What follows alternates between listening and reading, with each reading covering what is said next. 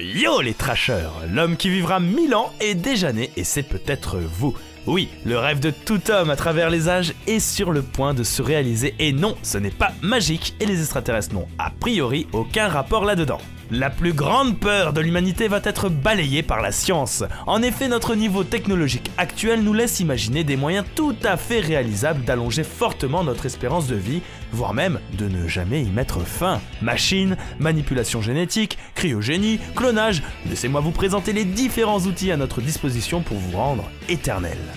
Le transhumanisme.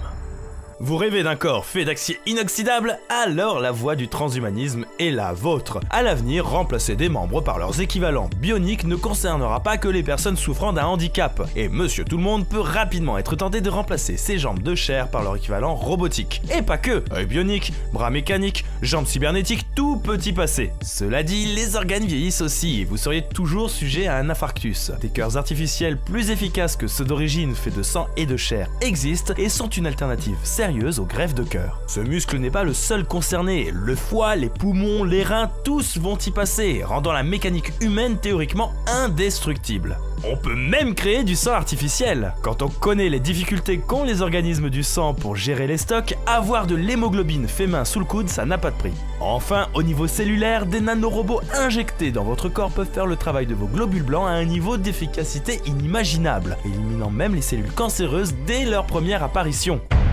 La voie médicamenteuse. L'un des plus gros soucis qui s'opposent à la vie éternelle est l'ADN. Si tout un tas de facteurs extérieurs peuvent le dégrader, comme le rayonnement UV, la maladie ou même le stress, votre code génétique possède aussi sa propre durée de vie. Vos cellules se régénèrent de moins en moins vite et de moins en moins efficacement. La faute au télomère, l'extrémité d'un chromosome qui, à chaque division, perd un fragment d'ADN. L'accumulation de l'hypofuscine, un pigment qui résulte de la dégradation des organites cellulaires, va quant à elle encrasser vos cellules et réduire l'efficacité de la mitose. Les radicaux libres, eux, sont plus violents. Lorsque leur équilibre avec les antioxydants n'est plus assuré, ils s'attaquent aux acides gras de la membrane cellulaire et à l'ADN.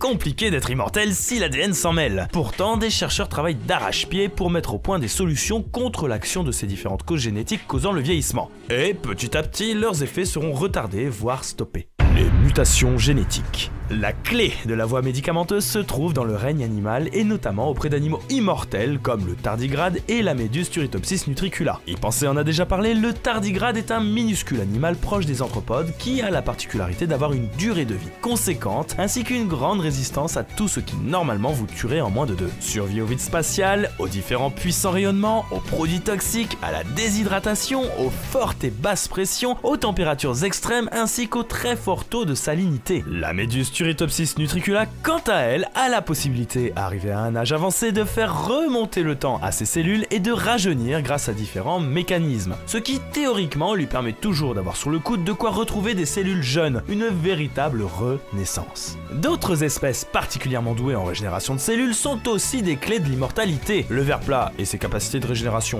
hors du commun, le ratope et son système immunitaire anticancéreux, ou encore le homard qui ne vieillit pas mais devient de plus en plus gros. Imaginez le potentiel de ces créatures pour l'homme. On pourrait intégrer ces gènes aux nôtres. Ces créatures font déjà l'objet d'études intenses pour la création de médicaments anti-vieillissement. On imagine ainsi très bien des crèmes anti-âge à base de cellules de Turritopsis nutricula.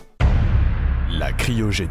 À la manière de Fry, d'Hibernatus ou de Demolition Man, vous pouvez très bien envisager de traverser les âges en étant congelé. De nombreuses sociétés aux États-Unis vous proposent de refroidir votre corps dans des cuves en attendant de vous ramener à la vie dans un futur plus ou moins lointain contre quelques dollars. 25 000 pour les compagnies low cost, voire 180 000 pour des entreprises plus sérieuses. Comment ça marche? On place votre corps dans un bain glacé juste après votre mort. Votre cœur continue à battre pour irriguer votre cerveau jusqu'à ce qu'une machine prenne le relais. On remplace alors le sang par un liquide antigel et vous êtes placé dans une cuve remplie d'azote, à moins 125 degrés. Au bout de 2 semaines, on stabilise alors la température aux alentours de moins 196 degrés Celsius. Techniquement, si vous vous faites congeler, vous êtes mort. Être cryogénisé aujourd'hui, c'est avoir l'espoir qu'un jour on puisse vous décongeler sans que vous n'ayez subi de dommages liés au gel. Au-delà de cette gestion purement scientifique, il y a aussi la législation qui est un petit peu contre vous si vous prenez cette décision, notamment toute la problématique concernant la gestion de votre corps. Il n'y a qu'à voir comment c'est galère de gérer les cendres d'un mort après incinération. rémunération. Admettons, tout va bien.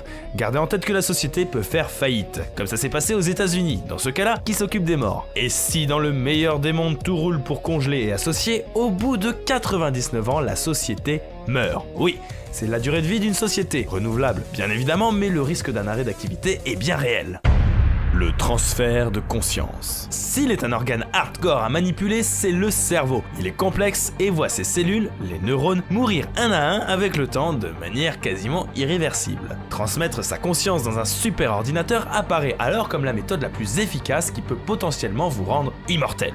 C'est en tout cas ce dont est persuadé Kenneth Ainsworth, qui, plutôt que de décrépir, a pour projet de se suicider et par un processus de plastination souhaite conserver son cerveau dans de la résine afin qu'un jour il soit séquencé et intégré dans un ordinateur. Sans aller jusqu'à se suicider, c'est aussi le rêve du millionnaire russe Dmitri Itskov, dont une partie de sa fortune est dédiée au projet Initiative 45, un projet un peu foufou qui a pour but de transférer la conscience du bonhomme dans un cyborg ou un hologramme.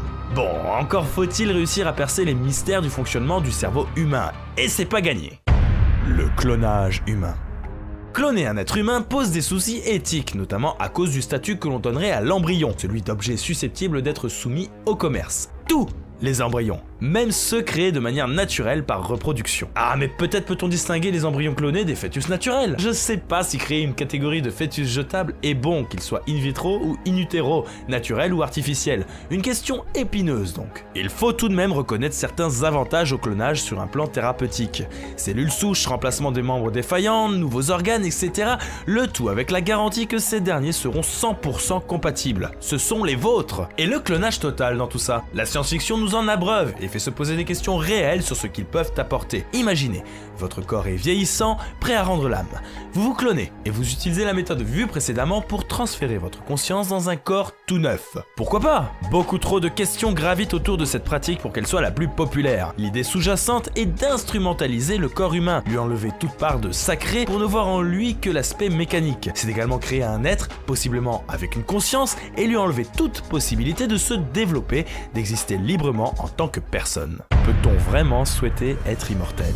C'est là que se posent de très nombreuses questions qui remettent en cause l'idée même de vouloir vivre éternellement. L'immortalité pour tous, à l'heure où les hommes sont de plus en plus nombreux, est-ce bien raisonnable? La mort, c'est quand même un moyen naturel de régulation de la population, c'est peut-être pas l'idée du siècle. Être immortel, c'est possiblement voir le retour en force de l'eugénisme, et seraient sélectionnés alors les hommes méritant l'immortalité, et pourquoi pas réserver les autres à l'alimentation? Et toutes les croyances peuvent-elles être aussi facilement balayées par l'immortalité? Être immortel, c'est partir du postulat que seule la vie compte et que rien ne nous attend après. Le paradis n'existe pas et les mythes autour de la résurrection ou de la réincarnation non plus. Toute présence divine devient caduque et la question du sens de la vie serait fatalement remise en cause. Pour les croyants, le principe d'une religion est de partir du postulat que nous avons quelque chose à apprendre ici-bas. Les différents courants ésotériques spirituels parlent du Dieu en chacun de nous. Ainsi, disent-ils que nous sommes une âme qui a fait le choix de s'incarner pour apprendre et, une fois la mort venue, faire le bilan de sa mortalité. Réduire la conscience humaine à du palpable, du réfléchi et qui puisse être reproduit, c'est admettre que nous ne sommes que des robots qui auraient oublié ce pourquoi ils ont été programmés. Là, pour le coup, ça craint et on se demande si devenir intelligent, c'est pour cette finalité-là. Que l'on soit croyant ou non, ne peut-on pas envisager la mortalité comme justement un des intérêts de la vie? J'en suis personnellement convaincu, mais j'aimerais bien connaître votre avis dans les commentaires. Cette vidéo s'arrête en effet là. Merci à tous de l'avoir suivi et je souhaite qu'elle vous ait plu. C'est un sujet tout bonnement passionnant. Pensez à vous lâcher sur les pouces bleus, à vous abonner si ça n'est pas déjà fait, ainsi qu'à partager la vidéo partout où c'est possible. Sur ce, à la prochaine, ciao!